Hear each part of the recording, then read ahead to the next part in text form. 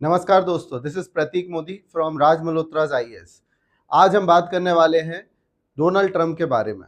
और आज ही यूएसए के इलेक्शन का रिजल्ट आया है, जिसमें रिपब्लिकन पार्टी के कैंडिडेट डोनाल्ड ट्रंप दोबारा से अमेरिका के राष्ट्रपति बन गए हैं। इन्होंने डेमोक्रेटिक पार्टी से कमला हैरिस को हराया है। और अमेरिका में 200 साल से ज़्यादा समय से एक भी महिला राष्ट्रपति नहीं बन पाई, वो सिलसिला जारी रहा। लेकिन डोनाल्ड ट्रंप, जो इससे पहले भी 2016 से 20 तक राष्ट्रपति रहे हैं, उन्होंने काफ़ी कुछ ऐसे निर्णय लिए थे जो काफ़ी रैंडम रहे या उनको काफ़ी क्रिटिसाइज भी किया गया। खैर, हम आज बात करने वाले हैं उनके राष्ट्रपति बनने से क्या क्या इम्प्लीकेशंस होंगे ऑन इंडिया, भारत को के सामने क्या क्या अपॉर्चुनिटीज क्रिएट होंगी, क्या क्या चैलेंजेस आएंगे। और नॉट जस्ट ऑन इंडिया, हम लोग शॉर्ट में बात करेंगे कि how it will impact Ukraine Russia war and Israel Iran conflict. Okay, so let's start. So अभी इंडिया के लिए बात करें कि क्या क्या एडवांटेजेस ये लेकर आने वाले हैं। सबसे पहले तो डोनाल्ड ट्रंप का मोदी जी के साथ बड़ा अच्छा रैपट है। आपने पिछले स्लाइड में फोटो देखा, बहुत अच्छे मित्र हैं। तो मोदी जी ने अहमदाबाद में होस्ट भी किया था और डोनाल्ड ट्रंप ने भी ह्यूस्टन में मोदी जी को होस्ट किया था।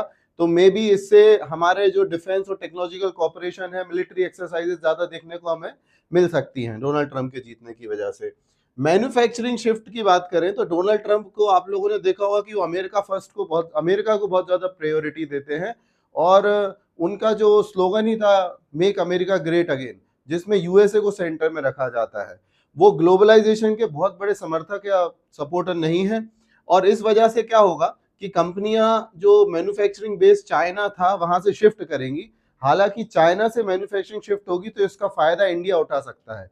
जैसा कि हम अभी सेमीकंडक्टर इंडस्ट्री में देख भी रहे हैं कि कई सारी सेमीकंडक्टर इंडस्ट्रीज चाइना से यूएस की तरफ, इंडिया की तरफ शिफ्ट हो रही हैं।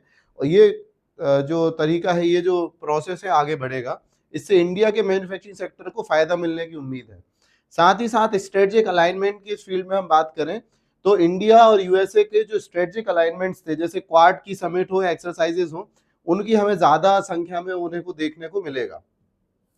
ये तो इंडिया के लिए आने वाले समय में ट्रंप के जीतने के साथ कुछ एडवांटेजेस हमें देखने को मिलेंगी। फिर हम बात करते हैं कि चैलेंजेस क्या देखने को मिलेंगे हमको।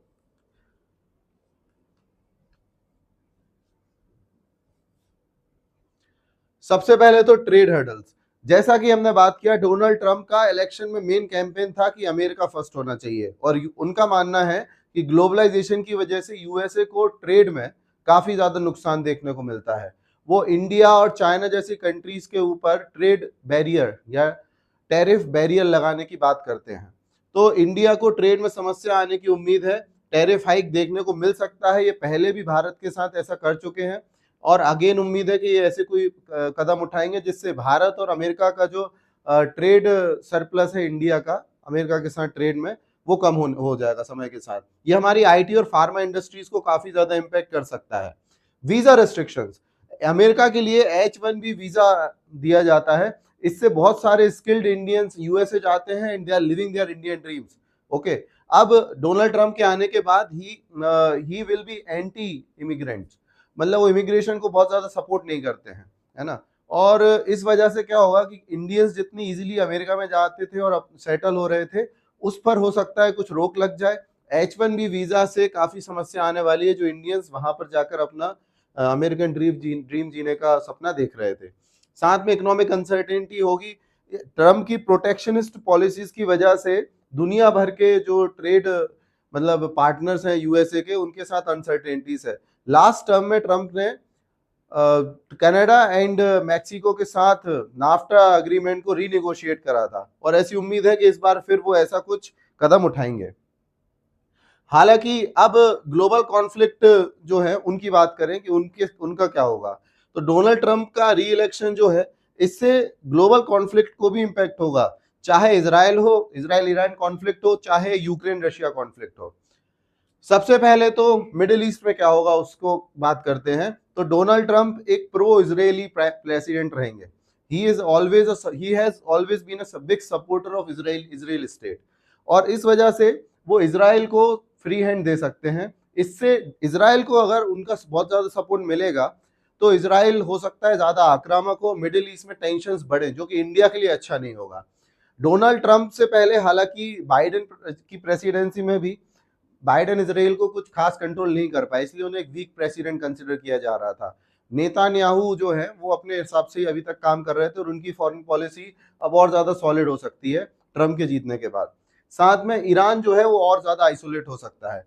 डोनाल्ड ट्रंप ने अपने पिछले जो कार्यकाल था, टेन्योर था, उसमें ईरान के साथ न्यूक्लियर डील को काफी बिगाड़ दिया था और इस वजह से ईरान का जो न्यूक्लियर प्रोग्राम था वो फिर से मतलब स्टार्ट हो चुका था, जो कि ओबामा एडमिनिस्ट्रेशन के टाइम पे रुक गया था। अब उम्मीद है कि ईरान फिर से आइसोलेट होगा और ईरान के आइसोलेशन में जाने की वजह से इंडिया को भी ईरान को बैलेंस करना बहुत मुश्किल हो जाएगा, specially when Chabahar port project India का जो है वो ईरान में ही है और जो हमारे लिए जियो स्ट्रेटेजिकली और जियो पॉलिटिकली बहुत ही सिग्निफिकेंट प्रोजेक्ट है, उसमें हमें समस्या आने की उम्मीद है। अब ईरान को आइसोलेट करेंगे क्योंकि इजराइल को सपोर्ट कर रहे हैं और इस वजह से ही इजराइल और ज्यादा आक्रामक हो सकता है, जो कि अभी ऑलरेडी है। इस वजह से मिडिल ईस्ट में जो है कॉन्फ्लिक्ट बढ़ने की उम्मीद रह सकती है डोनाल्ड ट्रंप की प्रेसिडेंसी में। मिडिल ईस्ट में कॉन्फ्लिक्ट बढ़ेंगे तो रीजनल इंस्टेबिलिटी आएगी। इस रीजनल इंस्टेबिलिटी की वजह से कच्चे तेल के दाम बढ़ेंगे, क्रूड ऑयल की डिमांड डिसरप्ट होगी, डिमांड बढ़ेगी, सप्लाई डिसरप्ट होगी और इंडिया को इसका खामियाजा भुगतना पड़ सकता है। अब मिडिल ईस्ट के बाद दूसरा सबसे इंपॉर्टेंट एरेना है जो अभी दुनिया में, वो है Ukraine. Okay, so as we all know, Ukraine Russia war जो है वो अपनी थर्ड ईयर में एंटर कर चुका है। अब यूक्रेन कॉन्फ्लिक्ट में क्या होगा? अभी यूक्रेन क्यों सरवाइव कर गया है रशिया से 2 साल में? हालांकि रशिया अभी फिर से एडवांसेस अपने बना रहा है, यूक्रेन सरवाइव कर पाया क्योंकि यूएसए से उसे एड मिल रही थी और वेस्टर्न वर्ल्ड उसको एड दे रहा था। हालांकि डोनाल्ड ट्रंप इसके सपोर्टर नहीं है कि यूक्रेन को अनलिमिटेड एड प्रोवाइड की जाए और इस वजह से यूक्रेन की एड में अनसर्टेनिटी की आने की वजह से जो रशिया था वो अभी बहुत खुश होगा। रशिया का इस युद्ध को जीतने के चांसेस अब बढ़ेंगे क्योंकि यूक्रेन जो अभी तक उसको टक्कर दे पा रहा था वो अमेरिका की एड की वजह से दे पा रहा था। ट्रंप के आने के साथ ही वो एड खत्म होने लगेगी, नेगोशिएशंस बढ़ेंगे। हालांकि ऐसा नहीं होगा कि ट्रंप उसको बिल्कुल अबेंडन कर देंगे यूक्रेन को, बस यूक्रेन और रशिया वॉर को वो रिजॉल्व करने की कोशिश करेंगे और इसमें यूक्रेन को नुकसान होने की उम्मीद है और इस नेगोशिएशन से हो सकता है कि ये टेरिटोरियल डिस्प्यूट्स ग्लोबली सॉल्व करने का एक नया प्रेसिडेंट सेट हो जाए अंडर डोनाल्ड ट्रंप। और डोनाल्ड ट्रंप जो कि एक आइसोलेशनिस्ट पॉलिसी को प्रेफर करते हैं, वो पावर वैक्यूम क्रिएट करेंगे, वो बैक ऑफ करेंगे अमेरिका को वापस से। जो वर्ल्ड वॉर 1 और 2 के बीच में अमेरिका की आइसोलेशनिज्म की पॉलिसी थी, उसी की तर्ज पर वो फिर से अमेरिका को आइसोलेशन में ले जाएंगे और इसकी वजह से अमेरिका जो अभी तक एक सुपर पावर और वर्ल्ड पुलिसमैन का रोल प्ले करता था, उसकी भूमिका में बदलाव आएगा। अब अमेरिका जब बैक ऑफ करेगा तो ये पावर वैक्यूम छोटी छोटी जगहों पर दुनिया भर में कई सारे देश उसको लेने की कोशिश करेंगे। ये भारत के लिए खतरा हो सकता है। आगे बात करें तो चाइना फैक्टर पे बात करते हैं। अब जब अमेरिका आइसोलेशनिज्म में जाएगा तो इंडिया के लिए सबसे बड़ा खतरा है कि China will have free hand, है ना। चाइना को फ्री हैंड मिल सकता है साउथ ईस्ट एशियन रीजन में। साउथ एशिया में चाइना को फ्री हैंड मिलने से बाकी कंट्रीज जो relatively they are not so powerful as China, for example India, हम लोगों को इसके रिपरकशंस फेस करने पड़ सकते हैं क्योंकि अब हमारे लिए किसी चाइना को जिम्मेदार ठहराने के लिए अमेरिका नहीं आएगा। अब इससे क्या होगा, इसको हम बात करते हैं 3 हेडिंग्स में। Trade war.